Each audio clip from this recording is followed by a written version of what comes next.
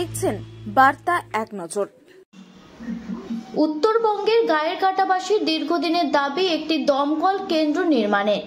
মাদারিহাট উপনির্বাচনে ভোটের মুখে প্রতিশ্রুতি দিয়েছিলেন তৃণমূলের প্রার্থী তথা বর্তমান মাদারিহাট বিধানসভার বিধায়ক জয়প্রকাশ টোপ্পা। বিধানসভার বাদল অধিবেশনে আবারও দমকল কেন্দ্র নির্মাণের দাবি তুললেন বিধায়ক। আজকে বিধানসভার বাদল অধিবেশনের পঞ্চম দিন এবং আজকে আমি আমার মাদারিহাট বিধানসভার গয়েরকাটা শহরের মধ্যে একটা দীর্ঘদিনের ডিমান্ড আছে ফায়ার স্টেশনের।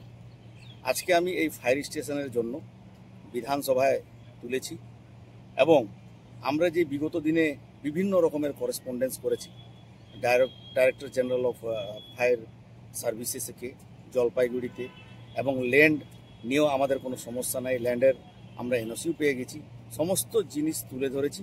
এবং গয়েরকাটাতে যদি ফায়ার স্টেশন হয় তাহলে বিস্তীর্ণ এলাকা, আমাদের এলাকার প্রত্যেকটা মানুষ উপকৃত হবেন।